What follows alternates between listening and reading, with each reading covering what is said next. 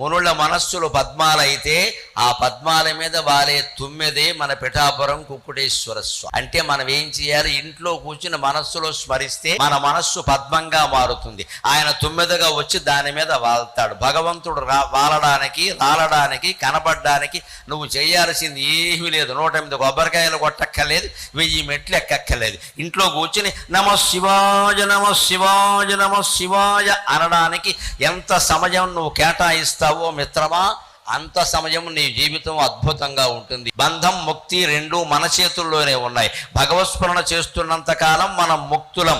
దాని నుంచి బయటకు వచ్చామంటే బద్ధులం, అంతే లెక్క. ఎంత సమయం జపతపాలకి కేటాయించాలో మీరే నిర్ణయించుకోండి. మునుల మనస్సులు పద్మాలైతే ఆయన తుమ్మెదలా దాని మీద వాళ్తాడు ఖచ్చితంగా. ఎంత పెద్ద యుద్ధంలోనైనా శివుడు ఓడిపోవడం అనేది మనం చూడం. అభంగంగా నెగ్గుతూనే ఉంటాడు. శివుణ్ణి నమ్ముకుంటే మనకు కూడా ఓటమి అనేది